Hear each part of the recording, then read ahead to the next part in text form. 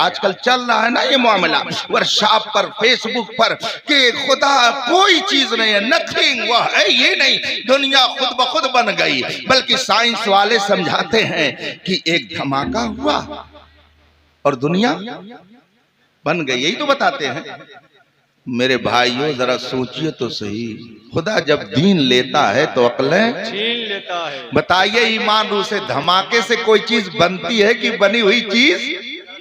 मगर देखिए उल्टी समझ देखिए जरा सा, कहते धमाका हुआ और ये दुनिया बन गई। ये स्टेज देखिए कितना शानदार है, कैसे नूरानी चेहरे बैठे हुए हैं, ये कितना शानदार मजमा। खुदा ना करे, खुदा ना करे, खुदा ना करे धमाका हो जाए तो आप लोग कितने बढ़िया लगेंगे, पता चल जाएगा। अभी जाकर के उनसे जरा पूछिए, अरे भाइयों धमाके से कोई चीज बनती नहीं है, बल्कि जो चीज बनी रहती है वो भी जाती है। मगर खुदा जब दीन लेता है तो अक्लें, हाँ आजकल लोग कुछ कह रहे हैं दुनिया एक धमाके से बनी है, खुदा कोई चीज नहीं है। दहरियत फैलाई जा रही है, बेदीनी फैलाई जा रही है, इल्हाद फैलाया जा रहा है। उस बुढ़िया से पूछा कि क्या तुमने जाना कि ये दुनिया खुद ब खुद बनी है या कि किसी ने इसको बनाया है? उस बुढ़िया ने जवाब दिया, ये भी कोई पूछने की चीज है, बेशक मैं जानती हूँ कि ये दुनिया खुद ब खुद नहीं बनी है, बल्कि इसको एक हस्ती ने बनाया है। उसने कहा कैसे तुमने जाना? कहा इसी चरखे को चलाने से मैंने जाना। कहा वो कैसे? कहा अगर मैं हाथ रोक लूं तो ये चरखा नहीं चलेगा, और अगर मैं हाथ से चलाऊं तो ये चलेगा। इसका मतलब है कि कोई चीज बगैर दूसरे के बनाए वजूद में नहीं आ सकती। अगर ये मेरा चरखा चलाने के लिए मेरा मुहताज है तो इस कायनात को भी वजूद में लाने के लिए किसी न किसी हस्ती की जरूरत है। इसलिए मैंने खुदा को पहचाना है तो अपने इसी चरखे से पहचाना कि अगर चरखा बगैर मेरे चलाए नहीं चल सकता है तो ये कायनात भी बगैर उस हस्ती के चलाए नहीं चल सकती है। तो बुढ़िया समझदार है कि बेवकूफ है? समझदार है। और इंग्लिश बोलने वाली वो औरतें कि जिन्होंने खुदा को पहचाना नहीं, वो क्या है? ये मैं नहीं कुछ कहूंगा भाई, आप लोग कहिए कि वो क्या है। मगर उस बूढ़ी को तो मैं समझदार ही कहूंगा, उसे ना समझ। फिर उसने दूसरा सवाल किया कि ये तो बता, ठीक है तुमने ये पहचान लिया कि ये कायनात बनाने वाले किसी बनाने वाले के बनाने से बनी है, चल रही है, लेकिन ये तो बता कि एक ही कोई बनाने वाला चलाने वाला है या कई एक हैं? इसको भी तुमने जाना कि नहीं जाना? कहा बेशक मैं जानती हूं कि कायनात को चलाने वाला एक है, कायनात को बनाने वाला एक है। कहा कहां तुमने पढ़ लिया? कहा इसी चरखा चलाने से मैंने पढ़ लिया।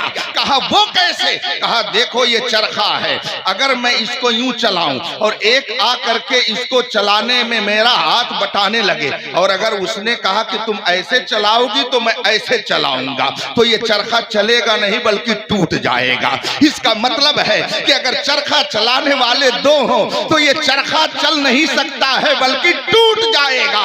अगर एक चरखा चलाने के लिए दो आ जाएं तो ये चरखा नहीं चल सकता है।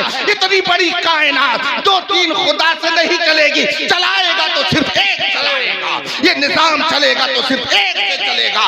इसलिए इस कायनात को बनाने वाली एक हस्ती है, मैं उसे भी जानती हूँ और वो एक ही है, मैं इसे भी जानती हूँ। नारे तकबीर, नारे रिसालत, मसलके आला हजरत, उर्से मुक़द्दस।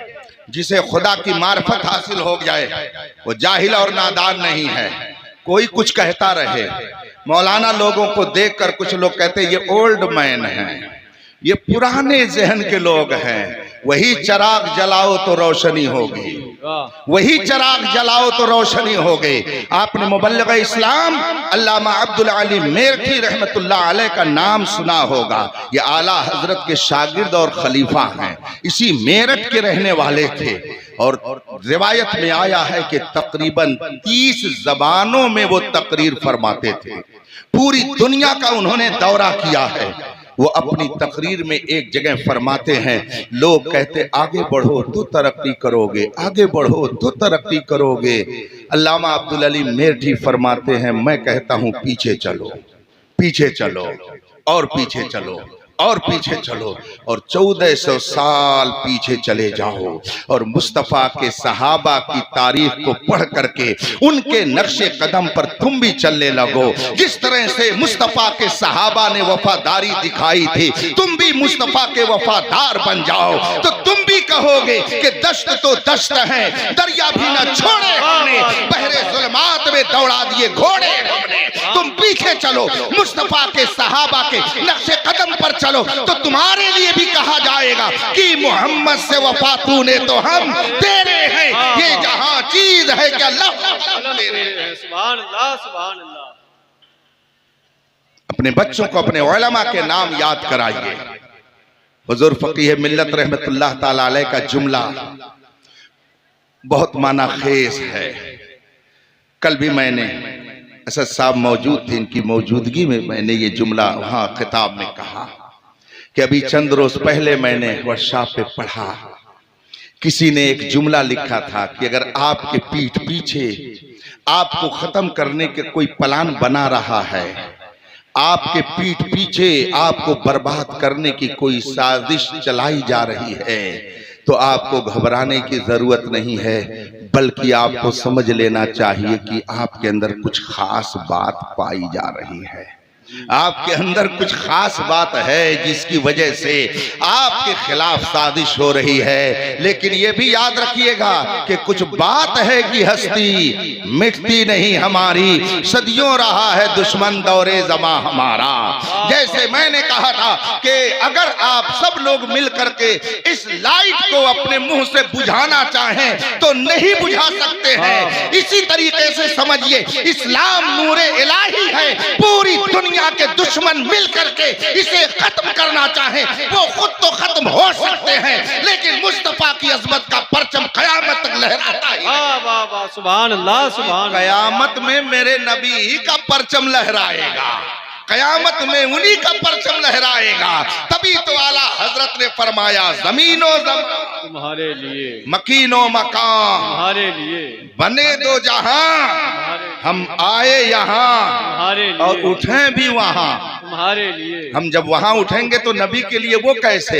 इसलिए कि जब मैदान महशर कायम होगा तो हमारे नबी की अजमत का जलवा सब अपने माथे की आंखों से देखेंगे कि कोई शफाअत के लिए आगे नहीं बढ़ेगा, बढ़ेंगे तो मेरे मुस्तफा बढ़ेंगे और हम सब इंशाअल्लाह उनके दामन करम में मौजूद रहेंगे। और जो उनके दामन में रहेगा, हजरत हसन बरेलवी फरमाते हैं, ढूंढा ही करें, वाह वाह, सुभान अल्लाह, ढूंढा ही करें, है ना। जैसे आजकल कुछ लोग ऐसे हैं कि जो उनके दामन में चले गए तो लोग ढूंढा ही करें, है ना। तो ऐसे समझ लीजिए, ढूंढा ही करें। सदरे कयामत के सिपाही वो किसको मिले जो तेरे दामन में छुपा हो। जो नबी के दामन में छुपा होगा इंशाअल्लाह वो अमनो अमान में होगा, लेकिन वहां नबी का दामन उसी को मिलेगा जो यहाँ नबी का दामन थामे हुए होगा। इसीलिए हम कहते आज ले उनकी पनाह, आज मदद मांग उनसे, कल न मानेंगे कयामत में अगर। हाँ, कहने वाले कुछ भी कहें, मैं अपने नौजवानों से कह करके जा रहा हूँ, तुम्हें कोई मुल्ला कहे, तुम्हें कोई कठमुल्ला कहे, तुम्हें कोई कटुआ कहे, जो चाहे कहे, मगर आप यह यकीन रखो कि जिस नबी का आप कलमा पढ़ते हो वो नबी सुन भी रहे हैं और देख भी रहे हैं। और अगर उन्होंने निगाहे करम डाल दी कि ये मेरा उम्मती मेरा कलमा पढ़ने की वजह से उसकी बात को सुन रहा है, मेरा कलमा पढ़ता है, इसलिए इसको तकलीफ पहुंचाई जा रही है, तो खुदा की कसम नबी कल मैदान महशर में आपको अपने दामन में लेकर के जन्नत में दाखिले का परवान अता फरमा देगा। सुभान अल्लाह, सुभान अल्लाह। इसलिए घबराने की जरूरत नहीं है। अल्लाह ताला ने हमें दौलत ईमान अता फरमाई और फरमाया, या अय्युहल्लज़ीना आमनू, ऐ ईमान वालो, ऐ ईमान लाओ। बात फिर वहीं आ गई ना, तो क्या मतलब होगा, ऐ बैठने वालों बैठे रहो, हमारे ये उलमा कहेंगे हजरत आप क्या कह रहे हैं, तो बैठे ही हैं, बार बार क्या कह रहे हैं, बैठने वालों बैठे रहो, ये बात मत कहिए। तो मैं कहूंगा सुनिए हजरत, बात कुछ ऐसी होती है कि आवाम नहीं समझ पाते, लेकिन जो बोलता है वो खूब बढ़िया से समझा देता, वो समझता भी है।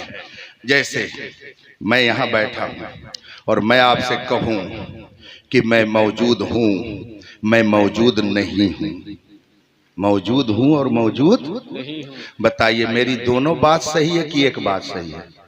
जल्दी बोलिए नहीं तो टाइम खत्म हो जाएगा। एक बात ना, हाँ तो आप लोग अपनी बात पर कायम रहिएगा, इधर उधर मत जाइएगा।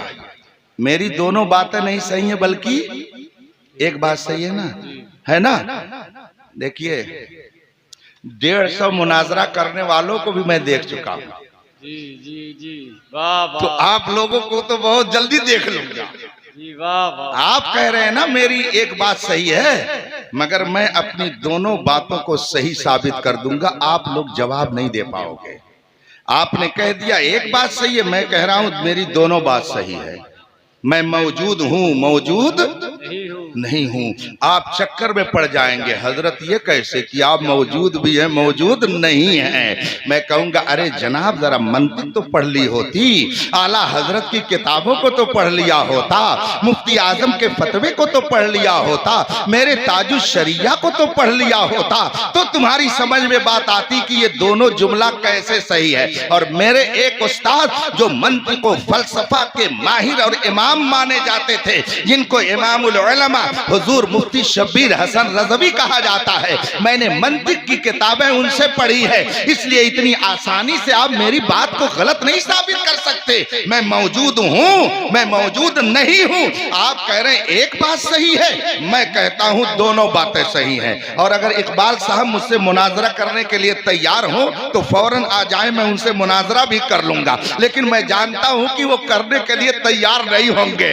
इसलिए कि बहुत सारे लोगों का अंजाम वो देख चुके हैं, बहुत सोच समझ करके सामने आना होगा। मैं कहता हूं मैं मौजूद हूं, मैं मौजूद नहीं हूं, मेरी दोनों बातें सही हैं। आप कहेंगे हजरत ये कैसे? मैं कहूंगा सुनिए, मैंने जो बात कही है उसका मतलब आप मुझसे पूछिए। मैं मौजूद हूं यानी गुरसहायगंज की एक कस्बे में, और मौजूद नहीं हूं यानी अपने आबाई वतन में। मेरी दोनों बातें सही हैं, न ये गलत है न वो गलत है। इसलिए इल्म हासिल कीजिए तो आप मुश्किलों में भी मुस्कुराने का हुनर।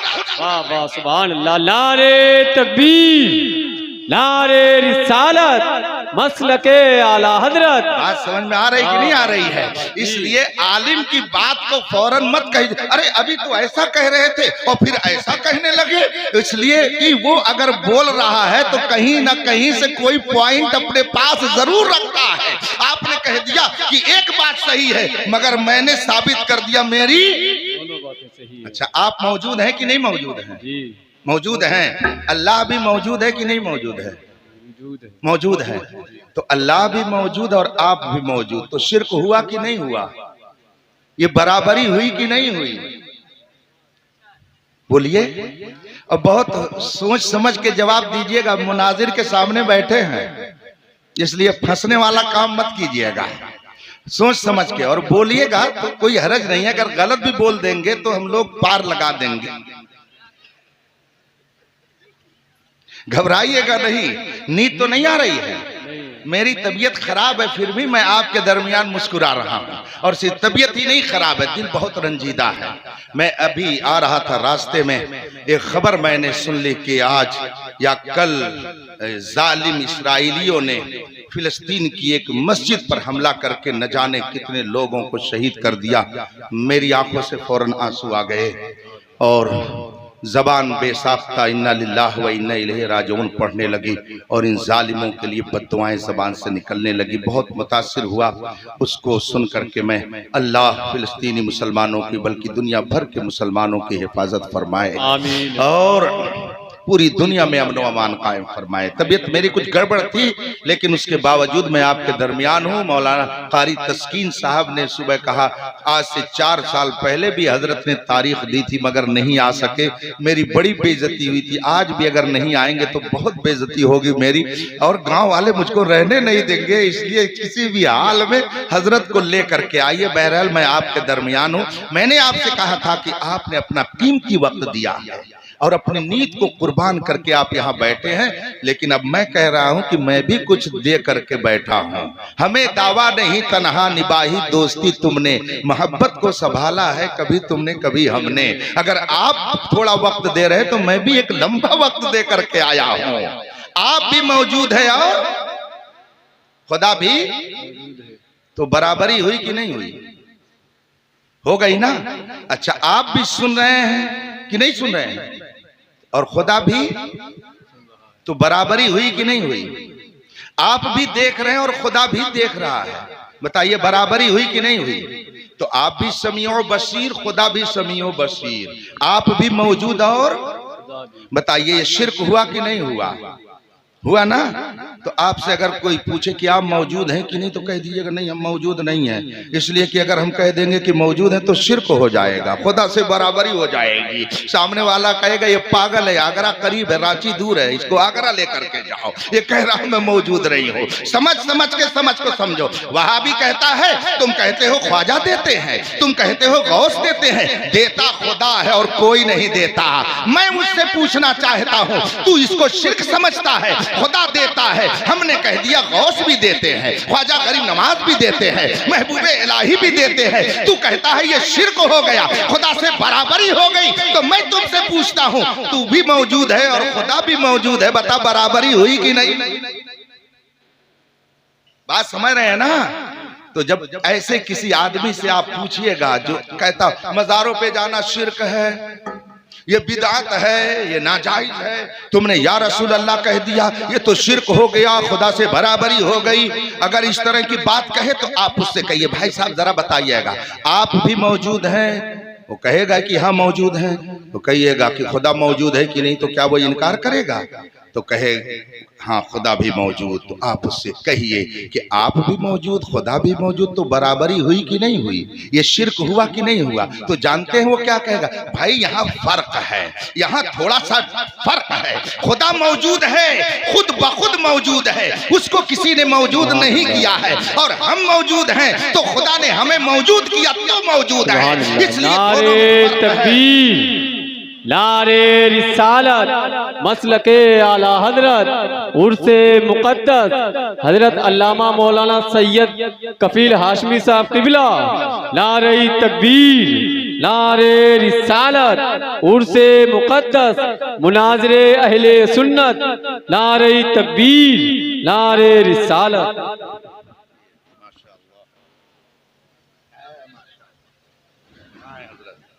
अस्सलाम वालेकुम।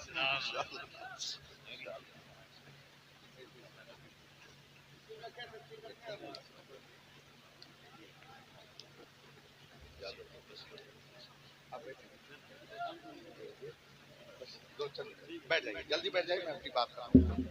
आप लोग अपनी जगह पे जल्दी से बैठ जाइए, मैं अपनी बात खत्म कर दूं, उसके बाद में हजरत का बयान आपको सुनना है। दरूद शरीफ पढ़िए, अल्लाहुम्मा सल्ली अला सय्यदना मौलाना मुहम्मद मादिन जूद वल करम वालिल किराम अजमईन।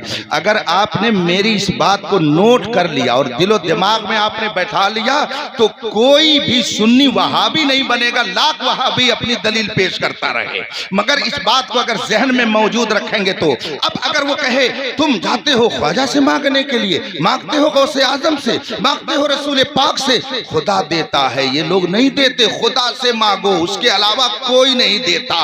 तुम ये शिर्क कर रहे हो कि खुदा से भी मांगते हो, इनसे भी मांगते हो, ये बराबरी कर रहे हो। तो आप उससे कहिए जनाब आप भी मौजूद हैं और खुदा भी मौजूद है, आप भी देख रहे हैं और आप भी सुन रहे हैं। तो बताइए ये बराबरी हुई कि नहीं हुई? तो जब आप इस तरह की बात ऐसे लोगों से करेंगे तो वो कहेंगे कि भाइयों देखो फर्क है, हम मौजूद हैं, अल्लाह ने हमें वजूद बख्शा है तो मौजूद हैं, और खुदा मौजूद है उसको किसी ने बनाया नहीं है। हम सुनते हैं खुदा की दी हुई ताकत से, और खुदा सुनता है उसको सुनने की ताकत किसी ने दी नहीं है। हम देखते हैं खुदा की दी हुई ताकत से, वो अगर देखता है तो उसको देखने की ताकत किसी ने दी नहीं है। तो आप उससे गरज करके कहिए, सुन मेरे रजा ने अगर ये कहा है कि हाथ जिस समत उठा गनी कर दिया, मौजे बहरे सखावत पे लाखों सलाम, तो सुन इसका मतलब ये नहीं है कि मेरे नबी को आला हजरत ने खुदा के बराबर कर दिया। खुदा देता है मगर उसको देने की ताकत किसी ने दी नहीं है, वो खुद बखुद देता है। और अल्लाह वाले अगर देते हैं तो खुदा की दी हुई ताकत से देते हैं। अगर आप मौजूद हैं खुदा के वजूद बख्शने से, तो ऐसे ही बुजुर्गाने दीन को देने की ताकत है खुदा की दी हुई ताकत से।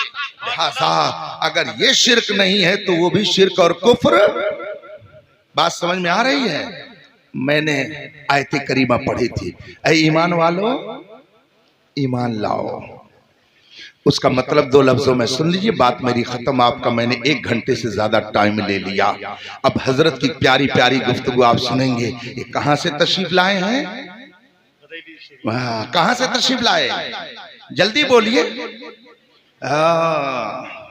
इतना सिर्फ न कह दीजिए मरकज़े अहले सुन्नत से तशरीफ लाए हैं, ये बरेली शरीफ से तशरीफ लाए हैं, आला हजरत के दयार से आए हैं, फजलो कमाल के शहर से आए हैं, उलमा की टीम जहां पर रहती है उस खदान से तशरीफ लाए हैं। बरेली सिर्फ एक शहर नहीं है, वो मोहब्बतों की राजधानी है। वो इश्क और इरफान का एक समंदर है, जो उस समंदर में नहा लेता है वो भी मुस्तफा की मोहब्बत के जाम में इस तरह से पाकीज़ा हो करके पी करके दुनिया में घूमता है कि दुनिया वाले उसे भी आशिक रसूल कहकर पुकारते हैं। आला हजरत का वो दयार है, उस दयार से नफरत मत कीजिएगा, मोहब्बत कीजिएगा। बरेली ये नफरत की जगह नहीं है, मोहब्बत की जगह है। बरेली अकीदत की जगह है, इल्म इरफान की एक राजधानी है, जहां पर हिंदुस्तान का वो अजीम इंसान आराम फरमा रहा है कि दुनिया में 200 साल के अंदर किसी कौम में इतना बड़ा इल्म वाला पैदा, उस जात का नाम इमाम अहमद। हाँ, अच्छे रजा पे कुर्बान जाऊं, प्यारे रजा पे कुर्बान जाऊं, जिसने सिखाया नाम मोहम्मद सल्लल्लाहु अलैहि वसल्लम। हजरत मुफ्ती नानपारा कहा करते थे, अहले निस्बत जानते हैं निस्बते बाबे रजा, मिलता है इस दर से जामे कादरियत। वाह वाह, बरेली वो मैखाने कादरियत है कि जहां से पी करके न जाने कितने कादरी मस्त होकर दुनिया में लोगों को हजरत सीदना गौसे पाक की मोहब्बत में मस्त कर रहे हैं। और जो कादरी गुलाम हो जाएगा, याद रखिएगा मेरे मुर्शिद, आप में से भी बहुत सारे लोगों के मुर्शिद होंगे जिनको हुजूर ताजुश शरिया का सुभान अल्लाह, ऐसी हस्ती ऐसी जात के पूरी दुनिया ने देख लिया कि 4-6 साल में न जाने कितने मिनिस्टर मरे, न जाने कितने बैरिस्टर मरे, न जाने कितने वजीर मरे, न जाने कितने अमीर मरे, न जाने कितने फकीर मरे, मगर दुनिया ने जाना ही नहीं कि कौन दुनिया से गया। लेकिन जब मेरा ताजुश शरिया दुनिया से गया तो दुनिया ने देख लिया कि कौन गया है। इससे एक सबक मिला कि पूरी दुनिया अगर किसी के कदमों में आ सकती है तो वो मुस्तफा का सच्चा गुलाम वो जगह है, वो जगह है। हजरत वहां से तशरीफ लाए, उन्होंने फरमाया अख्तरे कादरी, अख्तरे कादरी चल दिया, कुढ़ने वाले कुढ़ते रहे, जलने वाले जलते रहे, तबसरा करने वाले करते रहे, ये तो चल दिया। कहां चल दिया? खुल्द में चल दिया। और आगे खुशखबरी भी सुना दी कि सिर्फ मैं ही नहीं जा रहा हूं, खुल्द वाह है। वाह का माना होता है खुली हुई। जन्नत खुली हुई है, जन्नत का दरवाजा खुला हुआ है। किसके लिए? खुल्द वाह है हर एक कादरी के लिए, हर एक कादरी के लिए। कादरी गुलाम बन के रहिएगा, इंशाअल्लाह जन्नत के दरवाजे पर दारोगे जन्नत आपका इस्तकबाल करने के लिए मौजूद रहेंगे। इसलिए कि हम जानते हैं जो कादरी गुलाम होगा, आला हजरत ने खुशखबरी दी है, रजा का खातिमा बिल खैर होगा। तेरी रहमत अगर शामिल है या गौस, तो गौसे आदम का जो सच्चा गुलाम होगा इंशाअल्लाह दुनिया से जाएगा तो ईमान के। ईमान वालो ईमान लाओ। मतलब क्या है सुन लीजिए कि जब तुम ईमान ले आओगे तो ये वो दौलत है जो तुम्हारे पास आ जाएगी तो तुम कीमती हो जाओगे, और जब तुम कीमती हो जाओगे, ये खूबी जब तुम्हारे अंदर आ जाएगी तो ललचाने वाले ललचाएंगे, जलने वाले जलेंगे, कुढ़ने वाले कुढ़ेंगे। जैसे ये आबादी, इस गांव का क्या नाम है? डुडवा बुजुर्ग। अच्छा, तो ये सब लोग भी बुजुर्ग ही हैं जो बैठे हुए हैं। क्या माशाअल्लाह नाम रखा है, डुडवा बुजुर्ग। चलिए ठीक है, आप सब लोग बुजुर्ग, हम लोग बच्चे हैं भाई। थोड़ी देर बच्चों की भी सुन लीजिए। बहरहाल ये आबादी है। फर्ज कीजिए मैं तो दाखिल हुआ, माशाअल्लाह अच्छे मकानात, उम्दा लोग, बहुत अच्छा। अल्लाह सलामत रखे आप लोगों को। अगर सबके दरवाजे पर 4 व्हीलर गाड़ी खड़ी हो, एक ही गाड़ी सबके दरवाजे पे खड़ी हो, चलिए एनेवा, उसके आगे मत बढ़िएगा वरना पैसे की जांच होने लगेगी, समझ के रहिएगा। हाँ, और नुमाइश मत कीजिएगा पैसे की, वरना फिर फौरन पीछे लग जाएंगे लोग। इसलिए जो कुछ है छुपा के रखिएगा। हुस्न की चीज को छुपा के रखा जाता है। हमारे यहाँ इस्लाम के नजरिए के मुताबिक इस्लामी हर माँ बहन बहुत ही कीमती चीज है, इसीलिए इस्लाम ने उनको छुपा के रखने के लिए कहा है। इसको समझिए आप, कीमती चीज को फेंका नहीं जाता बल्कि छुपा के रखा जाता है। इसलिए अगर किसी के घर बहुत पैसा हो जाए तो वो इतराए नहीं बल्कि उसको छुपा के रखे। इस जमाने में और भी ज्यादा छुपा के रखना चाहिए, वरना न जाने कितने उचक्के आ जाएंगे और वो सब उठा करके लेके चले जाएंगे। फर्ज कर लीजिए सबके दरवाजे पर 4 व्हीलर खड़ी हो, सबके दरवाजे पर, और एक घर का लड़का मूंछ पर ताव देते हुए बाहर निकला, सीना तानते हुए अपनी गाड़ी को देख रहा और घमंड से कह रहा गाड़ी तो मेरी है। पड़ोसी जिसके दरवाजे पे पहले से गाड़ी एक और खड़ी थी, एक गाड़ी खड़ी थी, उस घर का लड़का निकला, उसने कहा जी बेवकूफ आदमी क्या घमंड करता है, यही गाड़ी तो सबके दरवाजे पर। समझ बात आ रही है? तो जो गाड़ी सबके दरवाजे पर खड़ी हो, अगर एक घर वाला अपनी गाड़ी पे फख्र करता है तो सब कहेंगे बे तू बेवकूफ है, यही गाड़ी तो जो चीज सबके पास होती है वो फख्र की, नाज नखरे की। लेकिन अगर पूरी आबादी में एक आदमी के दरवाजे पर शानदार कीमती गाड़ी खड़ी हो, सिर्फ एक ही आदमी के दरवाजे पर, अब उस घर का लड़का निकला, उस घर का आदमी निकला, होगा गाड़ी तो मेरी गाड़ी है, तो दूसरे लोग कहेंगे भाई अल्लाह ने उसको दिया है तो घमंड कर रहा है, यही तो कहेंगे। इसका मतलब क्या हुआ कि जो चीज सबके पास होती है वो घमंड की, जो चीज किसी किसी के पास होती है वो। बात समझ में आ रही है? ये बताइए कि दुनिया में दौलत किसके पास नहीं है? किसके पास दौलत नहीं है? अल्लाह ने दुनिया में हर कौम को दौलत दी है। रिक्शवान भी नोटबंदी के जमाने में लखपति निकल पड़े, घर की औरतें भी लाखोंपति निकल पड़ी, नहीं न जाने कितने पैसे निकल पड़े। तो दौलत वो चीज है जो अल्लाह ने हर कौम को दिया है। हर कौम के पास दौलत है। हुस्न किसके पास नहीं है? आपसे ज्यादा दूसरों को अल्लाह ने दिया है। औलाद किसके पास नहीं है? दूसरी कौमों को भी अल्लाह ने दिया है। दुनिया की हर कौम के पास दौलत, दुनिया की हर कौम में अल्लाह ने डॉक्टर दिया, इंजीनियर दिया, मास्टर दिया, प्रोफेसर दिया। आप नजर उठा करके देख लीजिए, दुनिया की जितनी कौमें हैं हर कौम में आपको पैसे वाले मिल जाएंगे, हुस्न वाले मिल जाएंगे, इल्म वाले मिल जाएंगे, डॉक्टर इंजीनियर प्रोफेसर मिल जाएंगे। अल्लाह ने ये चीजें सबको दी हैं, लेकिन ईमान रूह से बताइएगा, अल्लाह ने गौसे आजम किसको दिया है? अल्लाह ने ख्वाजा गरीब नवाज किसको दिया है? अल्लाह ने इमाम आजम किसको दिया है? पूरी दुनिया में हर एक कौम को अल्लाह ने दौलत दिया, हुस्न दिया, जमाल दिया, औलाद दी, मगर गौसे आजम अल्लाह ने दिया तो हमको दिया है। पूरी दुनिया में किसी के पास ख्वाजा गरीब नवाज नहीं है, किसी के पास सैयदना सालार मसूद गाजी नहीं है, किसी के पास महबूब इलाही नहीं है। पूरी दुनिया में किसी के पास इमाम अहमद रजा, इमाम अहमद रजा तो बहुत बुलंद है। पूरी दुनिया में इस वक्त किसी के पास ताजुल शरिया। लिहाजा हमको नाज इस पैसे पर नहीं है, रखे रहो पैसा, बल्कि यहां ना रख पाओ तो दूसरे मुल्क के बैंक में ले जाकर रख दो। हमारा क्या बिगड़ता, चाहे जहां ले जाकर के रख दो। बनते हो वफादार, वफा करके दिखाओ। कहने की वफा और है, करने की वफा और।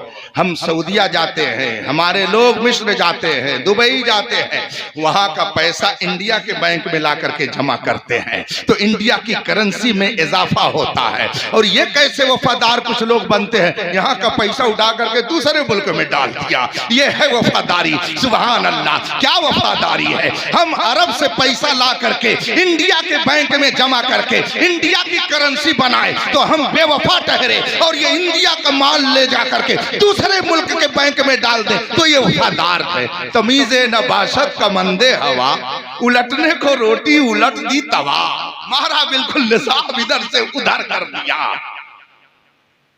बात समझ में आ रही है ना हजरात? जो चीज किसी किसी के पास होती है वो काबिले फख्र होती है। इसलिए दौलत पे घमंड मत कीजिएगा। आल औलाद, हुस्न जमाल, ताकत और जवानी, कुव्वत पर घमंड मत कीजिए। फख्र इस पर कीजिए कि अल्लाह ने हमें ईमान की, ठीक है। और जो चीज किसी किसी के पास होती है तो दूसरा उसको चुराना चाहता कि नहीं चाहता? जाहिर सी बात है, जिसके पास बहुत कीमती मोबाइल होगा सबकी नजर जब उस पर पड़ेगी, अरे मेरे पास हो जाता। और जिसकी नीयत खराब होगी वो चुराने की कोशिश करेगा। तो याद रखिए, ऐसे ही सूना जंगल, रात अंधेरी, छाई बदली, सोने वालों चोरों की, ऐ ईमान वालों ईमान लाओ। मतलब यह है कि ऐ ईमान वालों, ये ईमान की दौलत जो तुम्हें मिल गई है ये सबसे कीमती दौलत है। अब चोर इसको चुराने की कोशिश करेगा, लिहाजा ऐ ईमान वालों अपने ईमान की हिफाजत करो। ऐ ईमान वालों अपने ईमान की हिफाजत करो। ऐ ईमान वालों अपने ईमान की हिफाजत करो। और ईमान की हिफाजत का सबसे मजबूत जो किला है उस किले का नाम मसलके जिंदगी ये नहीं है। जिंदगी है नबी की, ना समझ मरता है जिंदगी के लिए, जीना मरना है सब कुछ। मसलके आला हजरत पे जिंदगी दी गई है। वाखिर दवाना अनिल हम्दुलिल्लाह रब्बिल आलमीन।